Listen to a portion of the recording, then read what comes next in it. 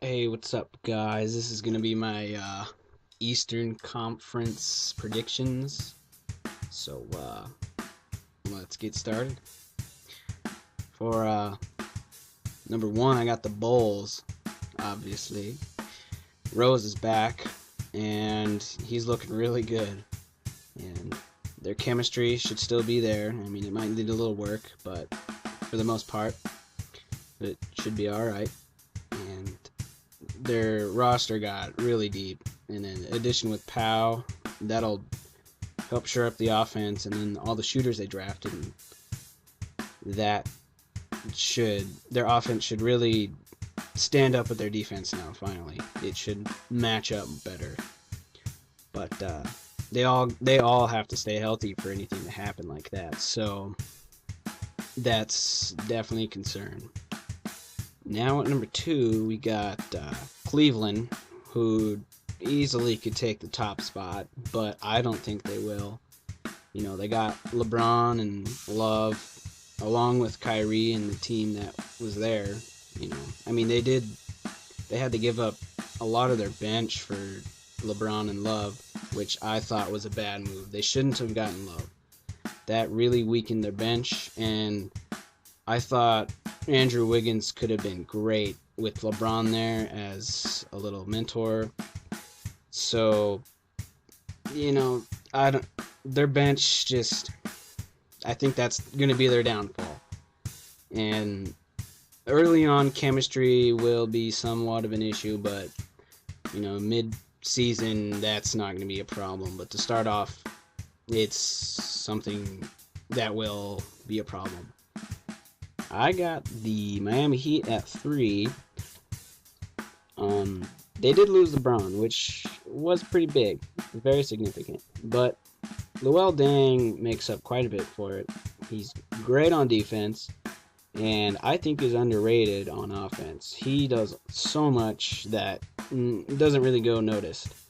And they also picked up Granger, which added some depth, and with his shooting ability, that should create more driving lanes for Wade. It'll spread the floor out a little more. And they also drafted Napier, who really impressed me in March Madness, and the way he can create a shot. Teams didn't know what to do. They didn't have an answer. This is the NBA. It's different.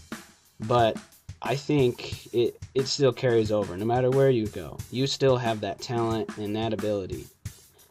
And this other rookie that they got, Ennis, he really impressed me. I thought that he could definitely earn some significant minutes here and really contribute for the Heat.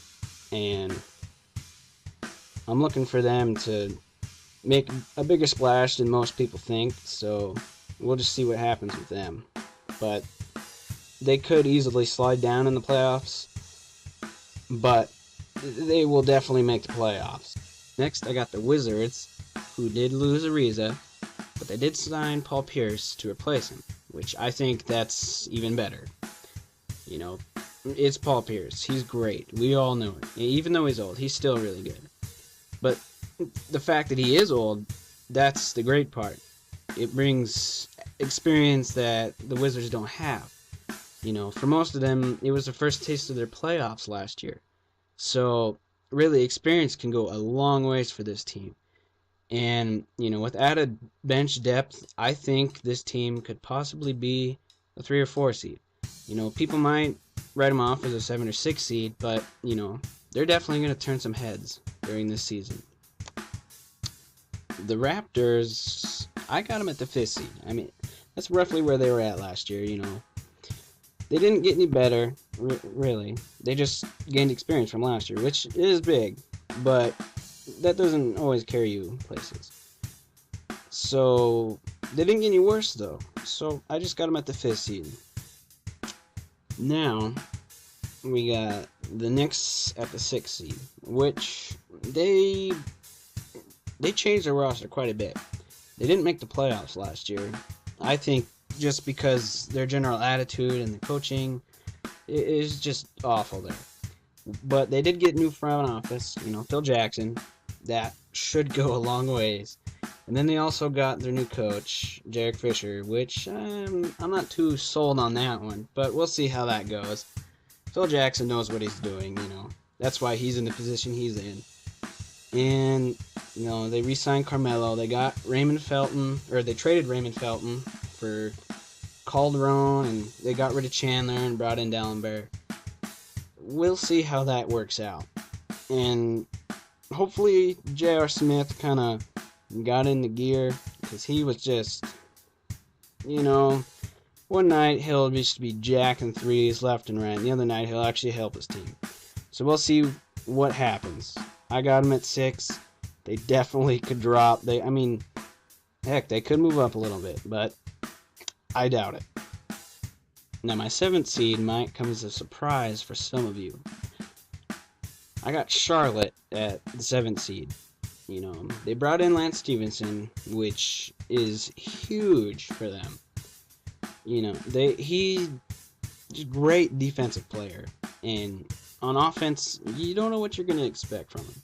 He could go off for 10 assists, he could go off 30 points, he could do both in the same night. You just don't know. And with a deeper bench than last year and more experience, you know, they did get the 8th seed last year, which was huge for them. That playoff experience can go a long ways, but it doesn't always translate. But since they brought in some other people, more talent, that will translate. And they might stumble out of the gate. They do need to get their chemistry up. But other than that, they're definitely a playoff caliber team. Now, if my last pick didn't surprise you at all, this one might. I got the Bucks going in at the 8th seed. I really love this team. I think in a couple years, they could be title contenders if the main core stays together. And with Jason Kidd there, I think he's probably one of the best options for coach that they could have. He's one of the best point guards that have played. He isn't the best, but he's one of the best. That can teach these young guys so much about the game. And if he's as great of a teacher as he was a player, they're definitely going to go somewhere. But I don't see them going any higher than the 8th seed. But I'm pretty sure they're going to make the playoffs. And Giannis Antetokounmpo, I love this guy. I think he's going to be a superstar in a couple of years. I think he could definitely carry their team. He's just creative. He does everything. I really like this guy. And that is probably going to push him into the playoffs this year. Now, for the last bit of this, here's my bubble teams. That they could squeak in, but I don't think that's going to happen. In this order, I got Brooklyn Nets, the Detroit Pistons, Atlanta Hawks, and the Indiana Pacers. And I'm actually pretty positive the Pacers are not going to make the playoffs. But the Nets, Pistons, or Hawks, they could. I don't think they improved enough over the offseason to do that. Maybe the Nets at the most, because I think getting rid of Paul Pierce was the best option for them. You know, freeing up a little space for Joe Johnson and Darren Williams. And Brook Lopez, I don't know. His injuries kind of are catching up to him right now. And if he does play, and he's back to what he was doing against the Bulls a couple years ago in the playoffs, they could definitely be a dangerous team. But I don't see that happening. Now for the teams that I don't think have a chance to make the playoffs. First, I got the 76ers. Me personally, I do not like the direction that they're heading. But I do like Michael Carter-Williams. That's about the only good thing about their team that I like, that I think will make them go places. And then there's the Celtics, who could show a flash here or there of being a playoff team this year, but I don't think they got it in them to do it consistently. Then the Magic, I really like the direction they're heading. They're not going to be that great, but I like the direction they're heading. Oladipo, he's awesome. I really like him and his play. He's definitely going to be one of their keystones. And then there's Aaron Gordon, who is going to develop, and he'll be very good here in a few years. Probably an all-star. But that's really all they got going for him right now. And down the road, they're going to be a really good team.